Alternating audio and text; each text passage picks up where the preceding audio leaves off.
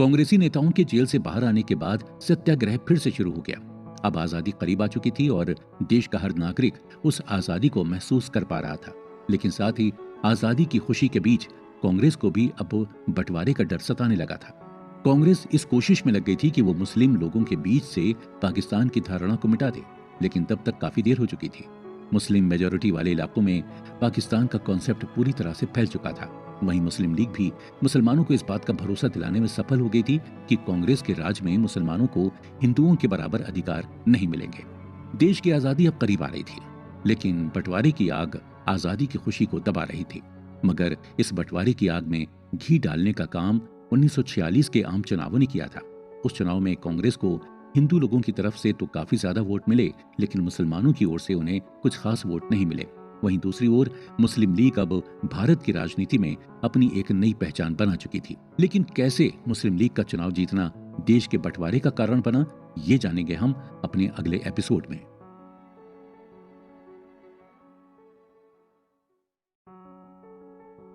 जिन्ना की जिद। हमारे पहले के एपिसोड में हमने आपको बताया कि कैसे धीरे धीरे भारतीय मुसलमानों के बीच पाकिस्तान को बनाने की धारणा प्रसिद्ध हो रही थी। ये हालत भारत छोड़ो आंदोलन के दौरान जब कांग्रेस नेताओं को जेल में डाला गया तो और खराब हो गई थी। मुस्लिम लीग अपना एजेंडा पूरे देश भर में फैला चुकी थी और इसका नतीजा 1946 के जनरल इलेक्शन में देखने को मिला। 1946 का साल भारत के लिए काफी उथल पुथल भरा रहा। एक तरफ जहां कांग्रेस फिर से क्विट इंडिया मूवमेंट में लग चुकी थी, तो वहीं दूसरी और मुस्लिम लीग का एजेंडा भी अब अपनी चरम पर था। जिन्ना अब खुलकर पाकिस्तान की मांग कर रहे थे। इसी बीच हुआ 1946 का जनरल इलेक्शन के बाद ये बात साफ हो गई थी कि मुस्लिम लीग का कई सारे इलाकों पर अच्छा खासा दबदबा है। इन इलाकों में पूरा पश्चिम बंगाल और आज का बांग्लादेश का हिस्सा और पश्चिम में पंजाब का हिस्सा, पसंद का हिस्सा शामिल है। इस इलेक्शन में कांग्रेस को कुल 923 सीटें मिली। वहीं दूसरी ओर ऑल इंडिया मुस्लिम लीग को 425 सीटें मिली। हालांकि ये सीटें कांग्रेस की तुलना में काफी कम थीं, लेकिन तब भी मुस्लिम लीग अब अपने आप को मुसलमानों का नेतृत्व करने वाली एकमात्र पार्टी के तौर पर पेश कर चुकी थी। भारत और कांग्रेस के लिए ये इलेक्शन बहुत ही खास है, क्योंकि इन इलेक्शंस के बाद कॉन्स्टिट्यूशन असेंबली ही बनने वाली थी और वो असेंबली आजाद भारत का संविधान जारी करने वाली थी। जब पिछले इलेक्शन हुए थे तब मुस्लिम लीग को अपना ज्यादातर सपोर्ट मुस्लिम माइनॉरिटी इलाकों से मिला था, क्योंकि उन इलाकों के मुसलमानों को ऐसा लग रहा था कि शायद हिंदू डोमिनेशन उनके लिए नुकसानदायक हो सकता है, इसलिए उन्हें ज्यादा सपोर्ट मुस्लिम माइनॉरिटी इलाकों से मिल रहा था। लेकिन मुस्लिम लीग के लिए यह बहुत जरूरी हो चुका था कि वो मुस्लिम मेजॉरिटी इलाकों के मुसलमानों का सपोर्ट भी हासिल करे। ये इसलिए जरूरी था क्योंकि जो मुसलमान माइनॉरिटी इलाकों में थे उनके पास ज्यादा पैसा नहीं था और इस वजह से वो लोग मुस्लिम लीग पार्टी को फाइनेंशियली कुछ खास मदद नहीं कर पा रहे थे। वहीं दूसरी ओर मुस्लिम मेजॉरिटी इलाकों में रहने वाले मुस्लिम एलीट लोग थे। ये वही लोग थे जो कई सारे सरकारी पदों जैसे वकील, डॉक्टर, प्रोफेसर वगैरह थे। इस वजह से मुस्लिम लीग की अब लगातार यही कोशिश थी कि वो एलीट मुस्लिमों का सपोर्ट हासिल करें। इस काम को करने के लिए धर्म का बहुत बड़े स्तर पर प्रयोग किया गया। एलीट मुसलमानों को यह कहा गया कि अगर वो सच्चे मुसलमान हैं तो उन्हें गरीब मुसलमानों को साथ देना चाहिए और उनकी बेहतरी के लिए मुस्लिम लीग को वोट देना चाहिए। इस दौरान पाकिस्तान की धारणा को लोगों के सामने और उन एलीट मुसलमानों के सामने भी रखा गया। जिस पाकिस्तान का आइडिया अब तक सबने नकार दिया था, अब वही आइडिया मुस्लिम लीग का सबसे खास एजेंडा बन चुका था। पाकिस्तान के नक्शे बनाए गए, उसकी इकोनॉमिक फाउंडेशन के बारे में बातें की जाने लगी और कुछ लोग तो उसे सबसे मॉडल इस्लामिक देश के तौर पर उम्मीद लगाने लग गए थे। और यही वो समय था जब मुस्लिम लीग ने धर्म को एकदम खुलकर राजनीति में प्रयोग करना शुरू किया। वहीं दूसरी ओर कांग्रेस ने ऐसा कभी भी नहीं किया था। कांग्रेस ने कभी भी केवल हिंदुओं की बात नहीं की थी। इस इलेक्शन के नतीजे ऑल इंडिया मुस्लिम लीग की ताकत को कांग्रेस के सामने और ब्रिटिशर्स के सामने रखने में कामयाब रहे और इसी चुनाव के नतीजों ने पाकिस्तान के बनने का रास्ता भी खोल दिया था।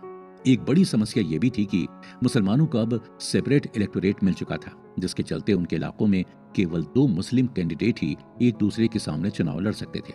वहां नॉन मुस्लिम कैंडिडेट उनके सामने खड़ा ही नहीं हो सकता था। इस वजह से अब पाकिस्तान का मुद्दा डिस्कस करने के लिए पूरी तरह से मुसलमान पर ही निर्भर था।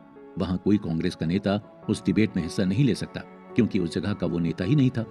मुस्लिम लीग ने जितनी मुस्लिम वोटों पर चुनाव लड़े थे, उनमें से करीब करीब 90% जगहों पर उन्हें जीत मिली। कांग्रेस ने इन नतीजों के बाद असम, बिहार, मुंबई, मद्रास, उड़ीसा जैसे उनकी मेजोरिटी वाले इलाकों में अपनी मिनिस्ट्री बनाई। वहीं मुस्लिम लीग ने बंगाल और सिंध में अपनी गवर्नमेंट बनाई। मुस्लिम लीग का इतना सीटें पाना एक हिसाब से भारतीय मुसलमानों की पाकिस्तान के लिए हामी भरना था। अब मुस्लिम लीग इस बात को खुलकर लोगों के सामने कह रही थी कि भारतीय मुसलमानों की पसंद एक आजाद देश पाकिस्तान है। शुरुआत में ब्रिटिशर्स यही चाहते थे कि इंडिया के दो टुकड़े ना हों और वो यूनाइटेड ही रहें, क्योंकि ऐसा करने से ब्रिटिश इंपीरियलिज्म के ऊपर एक काला धब्बा लग जाएगा। क्योंकि उससे पहले तक ब्रिटेन जिन भी जगहों से गया था उन सभी जगहों पर कोई ना कोई विभाजन करके बॉर्डर संबंधित विवाद शुरू कर दिया गया था। दरअसल मुस्लिम लीग उस वक्त खुद भी इस बात को लेकर श्योर नहीं थी और ना ही इतनी कॉन्फिडेंट थी कि वो एक अलग देश बना सकते हैं, क्योंकि अभी कुछ ही सालों तक मुस्लिम लीग आम लोगों तक पहुंच भी नहीं पाई थी। अब उनके लिए एक अलग देश बनाना वाकई में काफी मुश्किल काम था। और यही वजह थी कि जब ब्रिटिशर्स ने एक सिंगल सेंटर और डबल स्टेट वाली पॉलिसी सामने लाई तो मुस्लिम लीग ने उसका बिल्कुल भी विरोध नहीं किया और उस चीज को स्वीकार कर लिया। ब्रिटिशर्स मुस्लिम लीग को शांत करने के लिए एक नई पॉलिसी सामने लेकर आए, जिसमें उन्होंने ये कहा कि भारत में दो अलग अलग स्टेट तो होंगे, लेकिन उन दोनों स्टेट्स का डिफेंस और फॉरेन अफेयर्स जैसे बड़े मुद्दे सेंटर के पास होंगे और बाकी सभी मुद्दे वो स्टेट खुद संभाल सकते हैं। ये दोनों स्टेट धर्म के आधार पर बनाए जा रहे थे, जिसमें एक हिंदुओं के लिए और दूसरा मुसलमानों के लिए था। जैसा कि हमने आपको पहले बताया कि मुस्लिम लीग को इस बात का पूरा भरोसा नहीं था कि वो पाकिस्तान बना लेंगे, और यही वजह थी कि इन्होंने ब्रिटिश शासन द्वारा लाए गए इस ऑफर को स्वीकार कर लिया, क्योंकि वो जानते थे कि अगर एक अलग स्टेट बनता है तो वहां की सत्ता निश्चित तौर पर मुस्लिम लीग के पास ही रहेगी। उसे किसी भी तरीके से कांग्रेस के हाथ में नहीं जाने दिया जाएगा। अब आप सोच रहे होंगे कि जब ब्रिटिश शासन, मुस्लिम लीग दोनों ही इस ऑफर को मान गए थे तो आज ये व्यवस्था लागू क्यों नहीं हो पाई? क्योंकि पाकिस्तान और भारत का हिस्सा नहीं है। क्योंकि इस पॉलिसी के आधार पर तो पाकिस्तान भारत का हिस्सा ही रहता, लेकिन उसे थोड़ी ज्यादा आजादी दे दी जाती, लेकिन वो अपने मसलों का हल खुद निकाले और सेंटर पर केवल डिफेंस और फॉरेन अफेयर्स के लिए निर्भर रहे। यहाँ जवाहरलाल नेहरू ने एक भाषण दिया। उस भाषण के अंदर उन्होंने ये कहा कि ये व्यवस्था बिल्कुल भी काम नहीं करेगी और वो केवल एक यूनाइटेड इंडिया की ही मांग करते हैं। जानकारों की नजर में नेहरू की ये एक बहुत बड़ी गलती है। उनके अनुसार नेहरू ने ऐसा इसलिए कहा क्योंकि नेहरू को उस वक्त तक मुस्लिम लीग की ताकत के बारे में अंदाजा भी नहीं था। नेहरू को लगा भी नहीं था कि मुस्लिम लीग आम मुसलमानों के बीच इतने पैर पसार चुकी है। नेहरू को अंत तक ही लगता रहा कि आम मुसलमान अब भी कांग्रेस के साथ में हैं। इस कारण से नेहरू को लग रहा था कि वो मुस्लिम लीग और ब्रिटिशर्स के इस प्रस्ताव को खुलेआम ठुकरा सकते हैं और एक यूनाइटेड इंडिया की बात करेंगे जिसका समर्थन सब लोग करेंगे, जिसमें भारत के मुसलमान भी शामिल हैं। इस कदम ने मुस्लिम लीग को बहुत ज्यादा नाराज कर दिया। जिन्ना इस बात से बहुत भड़क चुके थे। कैबिनेट मिशन जो मुस्लिम लीग को खुश करने के लिए लाया गया था उसे बंद कर दिया गया, क्योंकि नेहरू ने उसके ऑफर को मानने से साफ इनकार कर दिया था। और यहां से शुरू होता है भारत और पाकिस्तान के बीच एक बंटवारे की लाइन खींचने का सफर। 16 अगस्त साल 1946 ये शायद पहला ऐसा दिन था जब निर्दोष लोगों को बंटवारे की राजनीति का शिकार होना पड़ रहा था। ये दिन था डायरेक्ट एक्शन डे।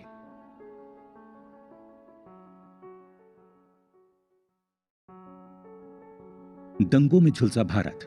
जब कांग्रेस ने ब्रिटिश सरकार के डबल स्टेट सिंगल सेंटर वाली पॉलिसी के लिए साफ साफ मना कर दिया तो मुस्लिम लीग और उसके समर्थकों के बीच हड़कंप समझ गया था।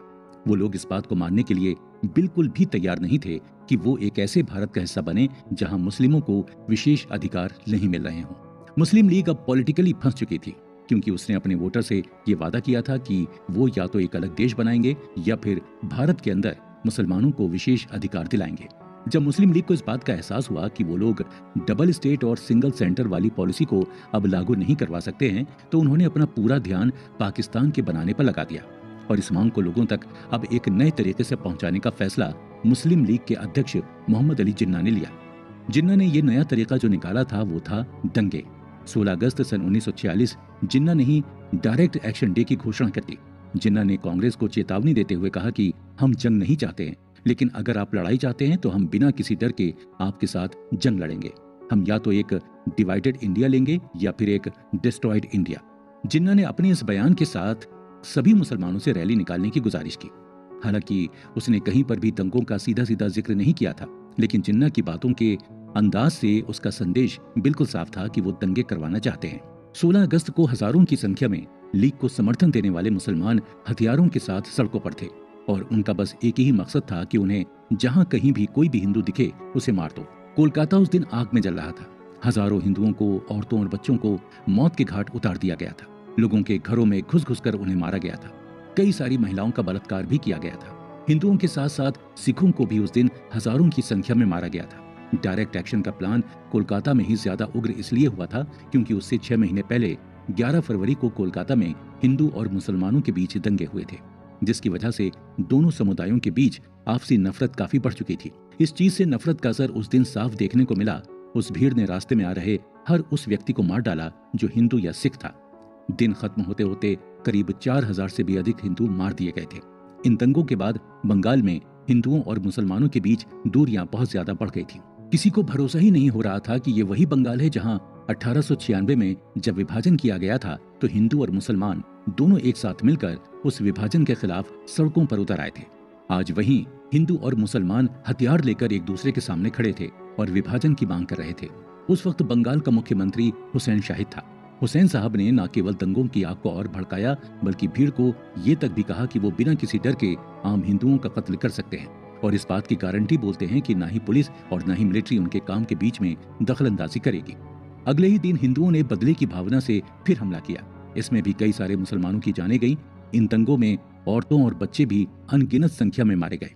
इन्हीं दंगों के बीच ठीक उसके 1 महीने बाद कांग्रेस समर्थित इंटरिम गवर्नमेंट बनाई गई और जवाहरलाल नेहरू को यूनाइटेड इंडिया का प्रधानमंत्री घोषित किया गया। जहां एक तरफ कांग्रेसी इस बात को समझ नहीं पा रहे थे कि दंगे कैसे हुए हैं, वहीं दूसरी ओर मुस्लिम लीग अपना काम काफी हद तक पूरा कर चुकी थी। वो भारत के मुसलमानों को यह समझाने में कामयाब हो गई थी कि कांग्रेस उनके साथ बिल्कुल भी नहीं है। और यही रीजन था कि कोलकाता के बाद नोआखाली बिहार और रावलपिंडी में भी हिंदू और मुसलमानों के बीच बड़े स्तर पर दंगे देखे गए। अगर हम भारत और पाकिस्तान के विभाजन के कारणों को देखें तो इसमें डायरेक्ट एक्शन डे का बहुत बड़ा योगदान है। ये कांग्रेस के लिए एक अवेकनिंग कॉल थी। इन्हें इस बात का भ्रम नहीं था कि मुस्लिम लीग आम मुसलमानों के बीच पॉपुलर नहीं है। कांग्रेस ने दंगों के बाद भी ये नहीं कहा कि वो हिंदुओं के समर्थन में है। नेहरू हमेशा से कांग्रेस को एक सेकुलर पार्टी बनाकर रखना चाहते थे और यही कारण था कि उस वक्त कांग्रेस के प्रेसिडेंट मौलाना अबुल कलाम आजाद थे। लेकिन मौलाना आजाद का प्रेसिडेंट होना भी मुस्लिम लीग द्वारा भरी नफरत की भरपाई नहीं कर सकता था। विशेष तौर पर बंगाल में मुस्लिम लीग ने अपनी पकड़ बहुत ज्यादा मजबूत कर दी थी।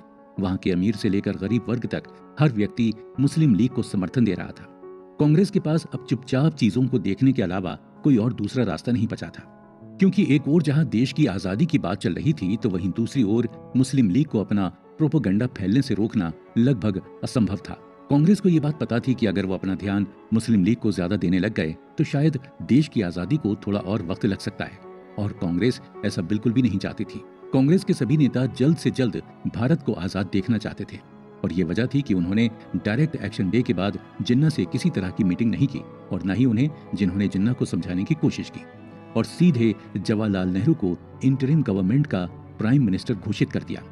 कांग्रेस के अंदर अगले दिन नेताओं को यह समझ में लग गया था कि वो देश का विभाजन अब रोक नहीं सकते, और इस बात को जिस आदमी ने सबसे पहले समझा और वो थे सरदार वल्लभ भाई पटेल। डायरेक्ट एक्शन डे के बाद वल्लभ भाई पटेल जिन्ना से बहुत ज्यादा नाराज थे।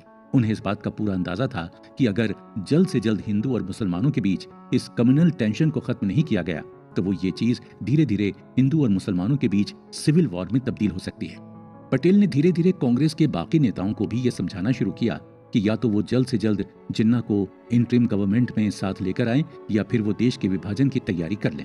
उधर ब्रिटिश सरकार भी अब भारत की आजादी के लिए ज्यादा देर नहीं करना चाहती थी और इसीलिए अब ब्रिटिश सरकार ने यह फैसला लिया कि वो लॉर्ड माउंटबेटन को भारत भेजेंगे और उनको भारत को आजाद कराने की जिम्मेदारी सौंपी गई।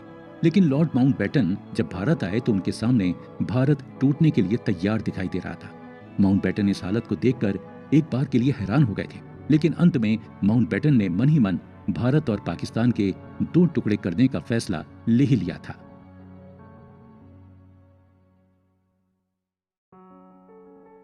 माउंटबेटन की एंट्री।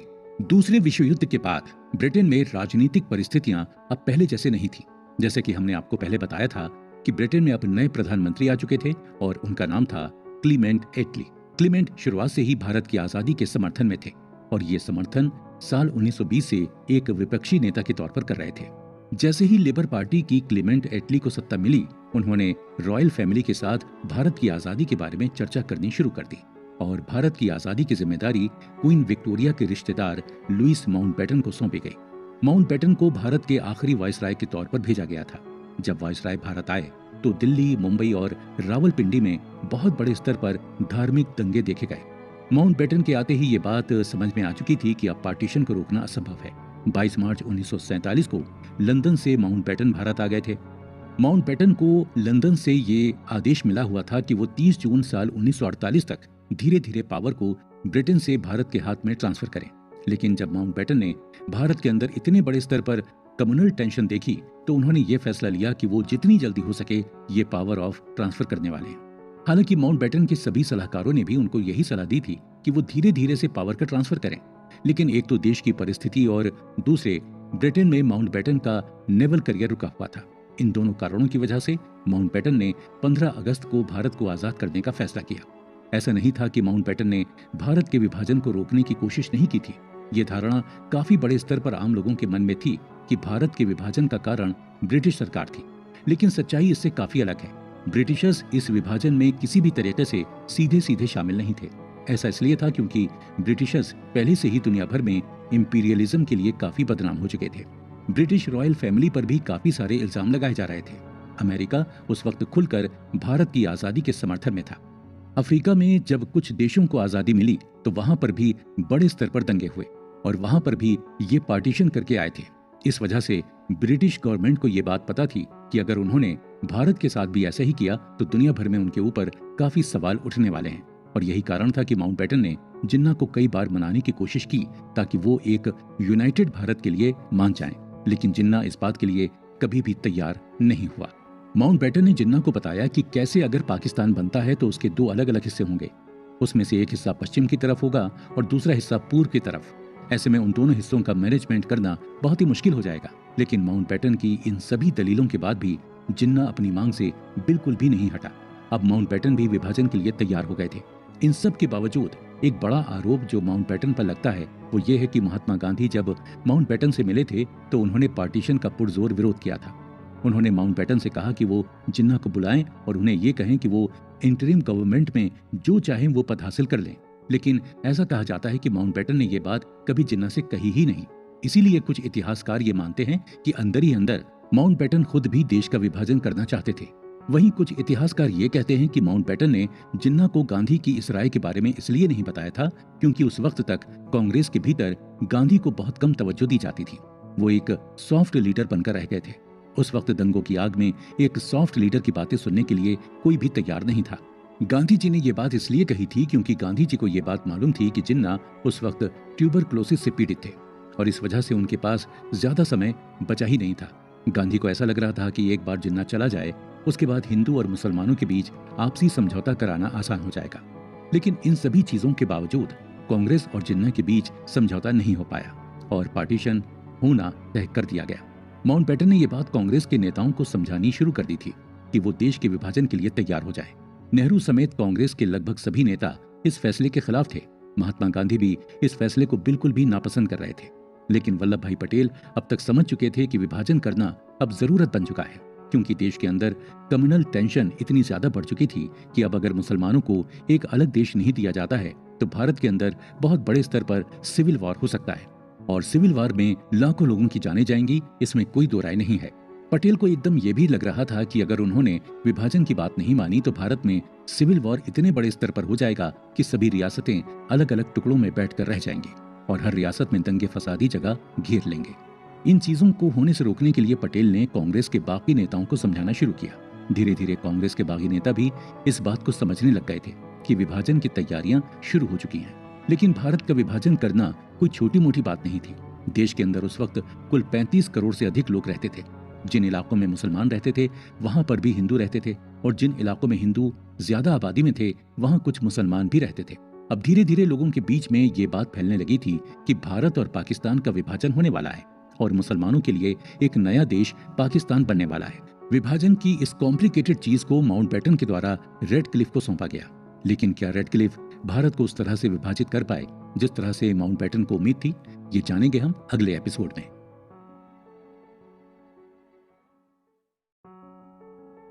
पार्टीशन और रेडक्लिफ। 3 जून 1947 को जब लॉर्ड माउंटबेटन ने पार्टीशन का प्लान कांग्रेस के सामने रखा, तो कांग्रेस के नेता इस बात से बिल्कुल अनजान थे कि यह पार्टीशन इतने लोगों की जान लेने वाला है। सबसे पहले सरदार वल्लभ भाई पटेल ने इस प्लान को अप्रूव किया और उसके बाद जवाहरलाल नेहरू और बाकी कांग्रेस के नेता भी इसके लिए मान गए। गांधी जी को मनाने के लिए सरदार वल्लभ भाई पटेल ने उनके साथ कई सारी मीटिंग की, लेकिन गांधी जी हमेशा पार्टीशन का विरोध करते रहे। जब पटेल पार्टीशन पर ऑल इंडिया कांग्रेस कमेटी की मीटिंग में भाषण दे रहे थे, तो उन्होंने कहा था कि मैं अपने भाइयों का डर समझ सकता हूँ, कोई भी भारत के टुकड़े नहीं चाहता। आज मेरा दिल बहुत भारी है, लेकिन जब हमारे सामने केवल 2 ही ऑप्शंस हैं कि या तो हम देश का एक टुकड़ा करें या उसके कल कई टुकड़े करें, तो मैं एक टुकड़ा करना चूज करूंगा। हमें सच को झेलना सीखना आना चाहिए। हम इमोशनल होकर कोई फैसला नहीं ले सकते। हालांकि कांग्रेस की वर्किंग कमेटी पार्टीशन का फैसला किसी डर के चलते नहीं ले रही है, लेकिन तब भी मुझे केवल एक बात का डर है कि कहीं हमारी इतने सालों की मेहनत और संघर्ष बेकार न चला जाए। मुस्लिम लीग का छोटे से छोटा अधिकारी और बड़े से बड़ा अधिकारी हर कोई पाकिस्तान बनाने में लगा हुआ है। एक धर्म की राजनीति में भारत की प्रोग्रेस को हर जगह पर रुका है। हम इस बात को माने या ना माने, लेकिन एक पाकिस्तान पहले से ही पंजाब और बंगाल में मौजूद है। ऐसी हालत में मैं एक वास्तविक पाकिस्तान रखना पसंद करूंगा, ताकि उससे डील आसानी से किया जा सके। उससे डील करना आसान होगा, क्योंकि वो पाकिस्तान हमारे सामने होगा, हमसे छुप कर नहीं रहेगा। दोस्तों, आजादी हमारे सामने आ रही है। हमारे पास अभी भी लगभग 80% भारत का हिस्सा है।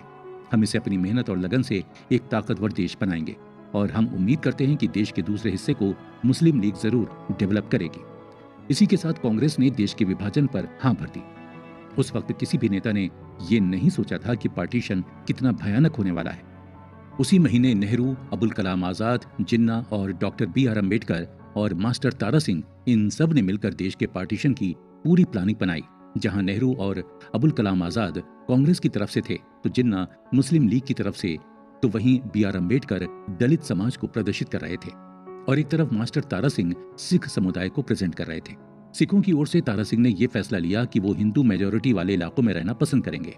इस वजह से जिन इलाकों में हिंदू और सिख ज्यादा थे, उन्हें नए भारत का हिस्सा माना गया, और वहीं मुसलमानों के लिए एक नए देश पाकिस्तान को रखा गया।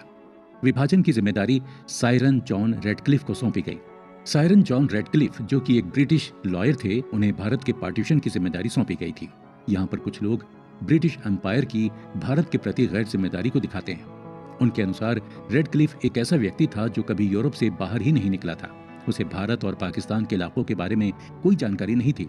उसे इस बारे में बिल्कुल भी नहीं पता था कि भारत के किस हिस्से में पहाड़ हैं, कहाँ नदियां हैं और किस हिस्से पर कौन से शहर मौजूद हैं। विभाजन के लिए इन सब चीजों का जानना बहुत जरूरी था, क्योंकि विभाजन केवल नक्शे पर होता है, लेकिन इसका प्रभाव असल में जमीन पर ज्यादा बड़े स्तर पर दिखता है। अगर आप एक नदी को बीच में से 2 हिस्सों में काट देंगे, तो निश्चित तौर पर उन 2 देशों में बाद में विवाद की स्थिति पैदा होगी कि वो नदी किसके हिस्से में है। रेडक्लिफ को बस एक पॉपुलेशन मैप दिया गया था, जिसके अंदर हिंदू, मुसलमान और सिखों की जनसंख्या के बारे में बताया गया था। रेडक्लिफ को यह कहा गया था कि उसे भारत को इस तरह से बांटना है कि ज्यादा से ज्यादा हिंदू एक तरफ रहें और ज्यादा से ज्यादा मुसलमान एक तरफ रहें। रेडक्लिफ को इस मुश्किल काम को करने के लिए सिर्फ 5 हफ्ते दिए गए थे। उसे इन 5 हफ्तों में उन 35 करोड़ लोगों का भविष्य तय करने का आदेश दिया गया था। रेडक्लिफ को यह काम बिल्कुल असंभव लग रहा था, लेकिन भारत के अंदर उस वक्त स्थिति कम्युनल टेंशन की वजह से इतनी भयानक हो गई थी कि अब ट्रांसफॉर्मर पावर में और पार्टीशन में ज्यादा देर नहीं की जा सकती थी।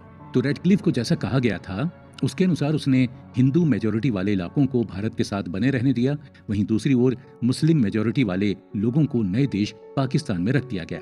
पश्चिम की तरफ पंजाब मुस्लिम मेजोरिटी वाला इलाका था, तो वहीं पूर्व की ओर बंगाल मुस्लिम मेजोरिटी का इलाका था। परेशानी यहाँ ये थी कि कई सारे मुस्लिम मेजोरिटी वाले इलाकों में अभी भी काफी बड़ी संख्या में हिंदू रहते थे, और उसी तरह से कई सारे हिंदू मेजोरिटी वाले इलाकों में मुस्लिम रहा करते थे। तो जैसे ही देश के सभी लोगों को पार्टीशन के बारे में खबर मिलनी शुरू हुई, तो वो अपने अपने हिसाब से उन इलाकों में जाने की तैयारियां करने लगे जहां उनके अनुसार उनके समुदाय की मेजोरिटी होने वाली थी। इस वजह से कम्युनल टेंशन बढ़ने के पूरे आसार थे, क्योंकि एक तरफ नए देश बनने वाले पाकिस्तान से हिंदू भारत की ओर आ रहे थे, वहीं भारत से मुसलमान पाकिस्तान की तरफ जा रहे थे। तो इस दौरान धार्मिक दंगे अपने चरम पर थे। इसकी बड़ी वजह यह थी कि पिछले कुछ सालों से धर्म के आधार पर लोगों को काफी ज्यादा बलगलाया गया था। भारत में ज्यादातर लोगों को इस बात से बहुत ज्यादा नाराजगी थी कि मुस्लिम लीग के द्वारा देश के टुकड़े किए जा रहे हैं। वहीं मुसलमानों को इस बात से नाराजगी थी कि उन्हें उनके बराबर के अधिकार नहीं दिए जा रहे थे। इस नफरत की भावना ने दोनों ही समुदायों को निगल लिया था। हर कोई अपनी अपनी मेजोरिटी वाले इलाकों में जाने की तैयारी में लग चुका था। अब बस इंतजार था एक आधिकारिक घोषणा का, जिससे ये बातें साफ हो जाती कि भारत का विभाजन किस तरह से होने वाला है। लेकिन उससे पहले कि वास्तव में विभाजन होता, लोग पहले ही माइग्रेट करना शुरू कर चुके थे और धार्मिक दंगे भी उसी दौरान होने शुरू हो गए थे। 3 जून साल 1947 को माउंटबेटन ने एक प्रेस कॉन्फ्रेंस के दौरान देश की आजादी की बात सबके सामने की और ये बताया कि आने वाली 15 अगस्त को भारत और पाकिस्तान 2 नए देश बना दिए जाएंगे। इसे माउंटबेटन प्लान कहा जाता है। माउंटबेटन प्लान में देश की आजादी के साथ साथ पार्टीशन का भी जिक्र किया गया था। इस प्लान की सबसे खास बातें जो थीं वो ये थी कि सिख, हिंदू और मुसलमान जो पंजाब और बंगाल के असम्बली इलाकों में रहते हैं वो आपस में मिलकर एक वोट रखेंगे। अगर ज्यादा लोग ये चाहते हैं कि पार्टीशन हो तब बंटवारा किया जाएगा। सिंध और बलूचिस्तान को अपना फैसला लेने के लिए छूट दी गई थी। इसी तरह नॉर्थ वेस्ट फ्रंटियर प्रोविंस और आसाम के कुछ इलाकों को रेफरेंडम की तरीके से उनका फ्यूचर तय करने की छूट दी गई थी। इसी दौरान कुछ लोग बंगाल को एक अलग देश बनाना चाहते थे, लेकिन उस मांग को पूरी तरह से रद्द कर दिया गया। साथ ही साथ पार्टीशन के लिए एक बाउंड्री कमीशन बैठा जो ये फैसला करने वाला था कि किन इलाकों में पार्टीशन की लाइन गुजरने वाली है। पर इस तरह से देश की आजादी और पार्टीशन की पूरी योजना बन चुकी थी।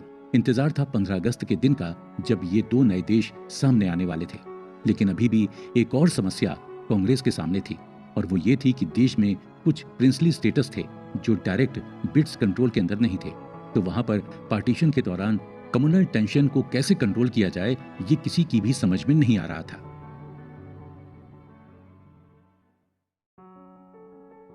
रियासतों की बगावत।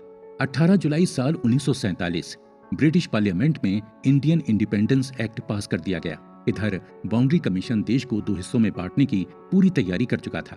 पंजाब को 2 हिस्सों में बांट दिया गया, सिंध पाकिस्तान की तरफ रह गया, वहीं बंगाल के भी 2 टुकड़े कर दिए गए थे। पार्टीशन के साथ साथ उस वक्त प्रिंसली स्टेट्स की भी समस्या साथ में थी। प्रिंसली स्टेट्स की पार्टीशन के दौरान भी काफी बड़ी भागीदारी रही। वहां के राजा इस बात में बिल्कुल भी दिलचस्पी नहीं ले रहे थे कि वो अपने इलाकों की माइनॉरिटी जनता को सुरक्षा प्रदान करें। इसमें अलवर और भरतपुर के राजा का नाम सबसे ऊपर आता है। उस दौरान अलवर और भरतपुर के दोनों अलग अलग प्लेलिस्ट हुआ करते थे। यहाँ पार्टीशन के दौरान हिंदू और मुसलमानों के बीच बहुत बड़े स्तर पर आमना सामना होगा। हिंदू, जाट और गुर्जरों ने हजारों मुसलमानों को मार दिया था। लगभग 1 लाख से भी अधिक मुसलमानों को यहाँ से रातों रात भागना पड़ा। ऐसे ही कुछ जम्मू कश्मीर की रियासत में भी हुआ। जम्मू कश्मीर में जम्मू के इलाके में हजारों मुसलमानों को मारा गया था और इसका बदला लेने के लिए पाकिस्तान की तरफ से मुसलमानों ने अपने वहां के हिंदुओं को बहुत बड़े स्तर पर मारना शुरू कर दिया। हजारों औरतों का बलात्कार किया गया था, इनमें छोटी बच्चियां भी शामिल थी। एक तरफ इन रियासतों में पार्टीशन के दौरान हिंदू और मुसलमानों के बीच दंगे हो रहे थे, वहीं दूसरी ओर इनमें से कुछ रियासतें आजाद रहने की मांग पर अड़ी हुई थी। इनमें जम्मू कश्मीर का नाम सबसे ऊपर आता है। जम्मू कश्मीर, कश्मीर के अलावा हैदराबाद और जूनागढ़ की रियासत ऐसी रियासतें थीं जो आजाद रहने की मांग कर रही थी। सरदार वल्लभ भाई पटेल के ऊपर यह जिम्मेदारी थी कि वो इंडिया के सातों शासकों को भारत के साथ आने के लिए मनाए। वहीं मुस्लिम मेजोरिटी वाली रियासतों को मुस्लिम लीग पाकिस्तान में मिलाने की कोशिश कर रही थी। 15 अगस्त से पहले तक ये दोनों ही केवल बातचीत के द्वारा इन रियासतों को समझा सकते थे, क्योंकि जब तक आधिकारिक तौर पर देश आजाद नहीं हो जाता, उससे पहले तक दोनों ही देशों को अपनी अपनी सेना रखने का अधिकार नहीं था। इन दोनों देशों की सेनाओं पर माउंटबेटन का कंट्रोल था। आजादी से पहले ही माइग्रेशन बहुत बड़े स्तर पर शुरू हो चुका था। सब लोगों को इस बात का अंदाजा लग चुका था कि पार्टीशन अब जल्दी होने वाला है। ऐसे में मुसलमान और हिंदू अपनी अपनी सुरक्षित जगहों की तलाश में इधर उधर जाने लगे। भारत की आबादी का कुल 2% के बराबर रिफ्यूजी दिल्ली और पंजाब में और कुछ बंगाल में रहने के लिए आ चुके थे। एक देश जो अभी आजाद भी नहीं हुआ था, उसके ऊपर अभी लाखों शरणार्थियों का भार भी आ चुका था। ऐसा ही ठीक पाकिस्तान के साथ भी हुआ। उत्तर प्रदेश, बिहार और पंजाब के इलाकों से हजारों लाखों की संख्या में मुसलमान पाकिस्तान की ओर निकल पड़े थे। दिल्ली एक बड़ा रिफ्यूजी कैंप बन चुका था, जहां हजारों लाखों की संख्या में लोग तंबू ताने बैठे थे, इस आस में कि किसी की नजर उन पर पड़ेगी और उन्हें रहने के लिए छत और खाने के लिए कुछ खाना मिलेगा। कांग्रेस के नेता भी चाहकर भी लोगों के लिए कुछ नहीं कर सकते थे। वो बस इंतजार कर सकते थे 15 अगस्त का, ताकि सरकार उनके हाथ में आए और वो उन शरणार्थियों के लिए कुछ व्यवस्था करें। आखिरकार वो दिन आ ही गया जब भारत को अपनी आजादी मिलने वाली थी, और वो दिन था 15 अगस्त साल 1947 का।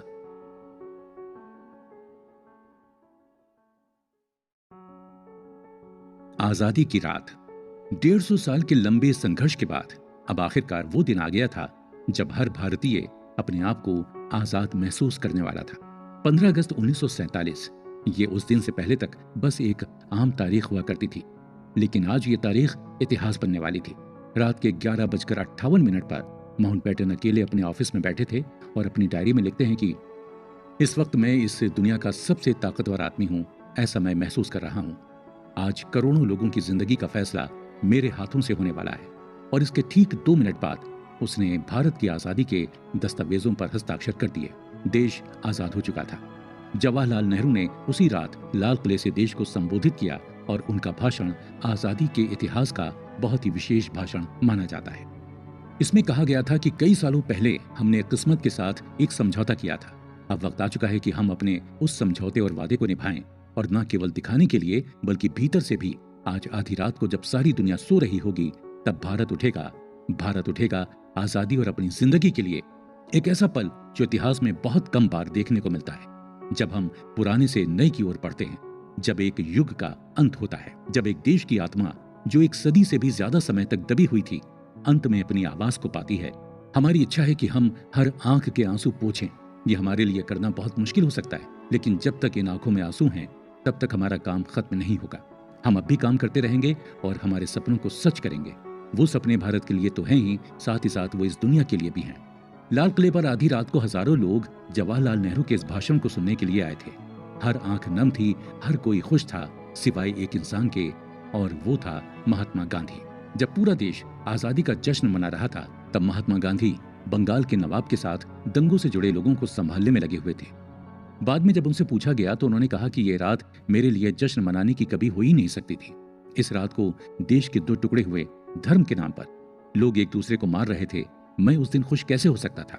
एक तरफ जहां आजादी का जश्न पूरे देश को लेकर डूबा हुआ था, वहीं दूसरी ओर इस आजादी का एक दूसरा पहलू भी था जिसे बहुत कम लोग देख पा रहे थे। उसे वो लोग देख पा रहे थे जिन्हें अपने घरों को छोड़कर दूसरे मुल्क में जाना पड़ रहा था। विभाजन का दर्द आम लोगों को नहीं दिख रहा था। दंगों से जुड़े लोग धीरे धीरे अपने अपने इलाकों की ओर आने लगे, लेकिन उनके चेहरों पर एक मायूसी थी। हर परिवार ने किसी न किसी को खोया था, कोई न कोई पीछे छूट गया था। उस परिवार को यह भी नहीं पता था कि जो सदस्य पीछे छूट गया है, क्या वो कभी उनसे वापस मिल पाएगा या नहीं। लाखों औरतें ऐसी थीं जिनकी इज्जत लूट ली गई थी। लाखों बच्चे ऐसे थे जो उसी रात को अनाथ हो गए थे। ऐसे ही कई सारे लोग थे जो अपना घर बार सब कुछ खोकर एक नए मुल्क में अपनी पहचान तलाश करने निकल चुके थे।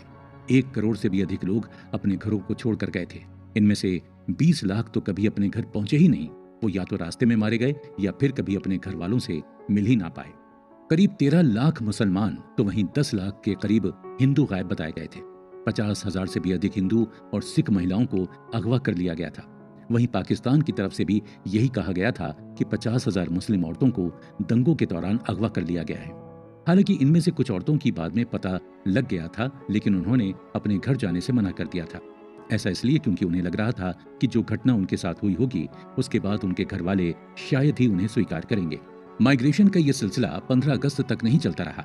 उसके बाद भी ये वैसे ही जारी रहा। कई सारे मुस्लिम परिवार साल 1950 के बाद भी पाकिस्तान लगातार जाते रहे थे। 1951 से लेकर 1956 तक लगभग 6.5 लाख मुस्लिम पश्चिमी पाकिस्तान की तरफ गए थे। वहीं पाकिस्तान की ओर से हिंदू आज भी आ रहे हैं और उनमें से ज्यादातर राजस्थान के आसपास के इलाकों में सेटल हो रहे हैं। आज भी लगभग 5,000 परिवार हर साल पाकिस्तान से भारत रिफ्यूजी के तौर पर आते हैं। आजादी के समय जहां पाकिस्तान में लगभग 23% हिंदू हुआ करते थे, वहीं आज ये आंकड़ा 2% से भी नीचे चला गया है। भारत सरकार ने इन शरणार्थियों के लिए तुरंत काम करना शुरू कर दिया और एक हाउसिंग कमेटी बनाकर बड़े स्तर पर उनके लिए रहने की जगह बनाई गई। दिल्ली के कई प्रसिद्ध इलाके जिसमें लाजपत नगर, राजेंद्र नगर, पंजाबी बाग शामिल हैं, इन सभी जगहों पर रिफ्यूजीज के लिए रहने के लिए घर बनाए गए थे। इंद्रपुरी का वो इलाका जहां बच्चों की एजुकेशन और उनके रहने पर भी सरकार ने काफी ध्यान दिया था और यही वजह थी कि कुछ ही सालों में ये सभी लाखों की संख्या में आए शरणार्थी कहीं न कहीं भारत में सेटल हो चुके थे। पाकिस्तान से भारत आने वाले हिंदुओं को यहाँ उन मुसलमानों की प्रॉपर्टी से ज्यादा कुछ फायदा नहीं हुआ जो हिंदुस्तान से पाकिस्तान की ओर गए थे, क्योंकि लगभग सभी मुसलमान गरीब तबके से थे। इस वजह से उनके पास विशेष कोई प्रॉपर्टी थी भी नहीं। वहीं दूसरी ओर पाकिस्तान से जो हिंदू भारत आए थे, वो अपने पीछे काफी बड़ी मात्रा में प्रॉपर्टी छोड़ कर आए थे। इसकी वजह ये थी कि ये लोग उस तरफ इसलिए रहते थे क्योंकि उन्हें वहां पर व्यापार करना होता था। पाकिस्तान से आए हिंदुओं की प्रॉपर्टी पाकिस्तान सरकार के द्वारा हिंदुस्तान से गए मुसलमानों के रीसेटलमेंट के लिए इस्तेमाल की गई। भारत का बंटवारा इतिहास का एक ऐसा इवेंट है जिससे करोड़ों लोग प्रभावित हुए थे। ये दुनिया का सबसे बड़ा मास माइग्रेशन था। इतनी बड़ी संख्या में लोगों को कभी भी अपने अपने घरों को छोड़ने की जरूरत नहीं पड़ी थी। ये पार्टीशन एक सबक था दुनिया भर के लोगों के लिए कि कैसे अगर दो समुदायों के बीच की नफरत को राजनीतिक रूप दे दिया जाए तो उसका नतीजा कितना भयानक हो सकता है। पार्टीशन दर्द के साथ ये सीख भी हम सबको देकर गया। तो इसलिए हमारे लिए ये बात बहुत जरूरी हो जाती है कि हम जब भी पार्टीशन के दुख को याद करें तो उस पार्टीशन ने हमें क्या सीख दी है ये भी हम जरूर ध्यान में रखें। क्योंकि पार्टीशन का प्लान ऐसा नहीं था कि बहुत लंबे समय तक बनाया गया। कुछ ही सालों में बने इस प्लान में देश को मजहब के नाम पर दो टुकड़ों में बांट दिया गया। अब ऐसे में ये बहुत जरूरी हो जाता है कि हम इस गलती को दोबारा ना दोहराएं और उस भारत को एकजुट रखें जो हमें उन क्रांतिकारियों ने आजादी के समय सौंपा था। इसलिए वल्लभ भाई पटेल पूरे भारत को एक करने में लग गए थे। जो रियासतें बाहर से आजाद रहने की मांग कर रही थीं, उनमें सबसे प्रमुख जम्मू कश्मीर, जूनागढ़ और हैदराबाद थी। हैदराबाद के लिए वल्लभ भाई पटेल को भारतीय सेना भेजनी पड़ी, तो वहीं जूनागढ़ वल्लभ भाई पटेल के प्रयासों से भारत के साथ आ गया। जब बारी आई जम्मू कश्मीर की तो वहां के राजा हरि सिंह ने पहले तो ये फैसला किया कि वो ना तो भारत के साथ रहेंगे और न ही पाकिस्तान के साथ। लेकिन वहां की ज्यादातर पॉपुलेशन मुस्लिम थी और इसलिए पाकिस्तान ये मांग कर रहा था कि जम्मू कश्मीर पाकिस्तान का हिस्सा बनना चाहिए। और अपने इन्हीं मंसूबों को पूरा करने के लिए पाकिस्तान ने जम्मू कश्मीर के लिए अपनी सेना भेज दी। जब हरि सिंह ने ये देखा कि वो पाकिस्तानी सेना को नहीं रोक पाएंगे तो उन्होंने वल्लभ भाई पटेल से मदद मांगी। वल्लभ भाई पटेल ने केवल एक शर्त पर मदद करने के लिए उनसे कहा कि हरि सिंह अगर वो भारत के साथ मिलने के लिए राजी हो जाएं तो वो जरूर पाकिस्तान से उनकी सुरक्षा कर सकते हैं। हरि सिंह उसी वक्त भारत के साथ आने के लिए राजी हो गए। इस तरह से जम्मू कश्मीर भी भारत का हिस्सा बन गया। लेकिन जब तक भारतीय सेना जम्मू कश्मीर पहुंचती, कश्मीर का एक बड़ा हिस्सा पाकिस्तानी सेना के कब्जे में जा चुका था, आज जिसे हम पाकिस्तान ऑक्युपाइड कश्मीर कहते हैं। बावजूद इसके सरदार वल्लभ भाई पटेल ने 567 रियासतों को भारत में जोड़ा और उस भारत का निर्माण किया जिसे आज हम देख रहे हैं। यही वजह है कि वल्लभ भाई पटेल को लौह पुरुष भी कहा जाता है, क्योंकि आज भारत की ताकत उसकी यूनिटी से है और ये यूनिटी मिली थी सरदार वल्लभ भाई पटेल से।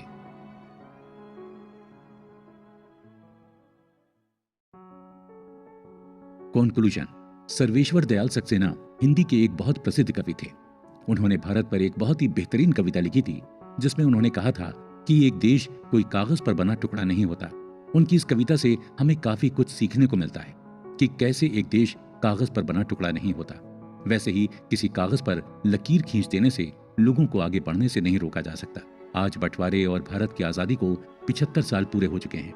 इन 75 सालों में हमने एक लंबा सफर तय किया है जिसमें हमने कई उतार चढ़ाव देखे हैं। इनमें से कोई उतार चढ़ाव फाइनेंशियल थे तो कोई सामाजिक थे, लेकिन इन सभी उतार चढ़ावों में भारत के लोग एक दूसरे के साथ खड़े रहे। जब जब भारत को पीछे धकेलने वाली ताकतों ने अपना सिर उठाया है, तब तब भारत के नागरिकों ने एक साथ मिलकर उनके खिलाफ आवाज उठाई है। भारत के बंटवारे की इस कहानी में हमने जाना कि किस तरह पाकिस्तान बना, लेकिन पाकिस्तान धर्म की नींव पर बना था। उस वक्त के कई जानकारों ने कहा था कि धर्म की नींव पर बना कोई भी देश ज्यादा समय तक टिक नहीं पाता। पाकिस्तान के साथ भी कुछ ऐसा ही हुआ। जब आजादी के 24 साल बाद ही पाकिस्तान के करीब 40% पॉपुलेशन रखने वाला बांग्लादेश उससे टूटकर अलग हो गया। उस वक्त भारत ने बांग्लादेश की आजादी में भी एक बहुत महत्वपूर्ण भूमिका निभाई थी। इसका कारण यह था कि भारत गुलामी का दर्द क्या होता है और आजादी का सुख कैसा होता है, इन दोनों को अच्छी तरह से समझता था। भारत आज उस रास्ते पर है जो हमारे स्वतंत्रता सेनानियों के बलिदान को सफल बनाता है। हमें सरदार वल्लभ भाई पटेल की उस बात को याद रखना चाहिए जब उन्होंने ये कहा था कि पाकिस्तान को इसलिए बनने दिया जा रहा है ताकि भारत के और टुकड़े ना हों। अब जब हम ये जानते हैं कि बंटवारे का दर्द क्या होता है और बंटवारा अपने साथ कितने दुखों को लेकर आता है, तो ऐसे में हमारी कोशिश यही होनी चाहिए कि हम बंटवारे के ख्याल को कभी भी अपने मन में उभरने ना दें। यही हमारे देश की स्वतंत्रता सेनानियों के लिए हमारी तरफ से सच्ची श्रद्धांजलि होगी। तो दोस्तों, इतिहास से जुड़ी ऐसी ही और ऑडियो बुक्स को सुनने के लिए सुनते रहिए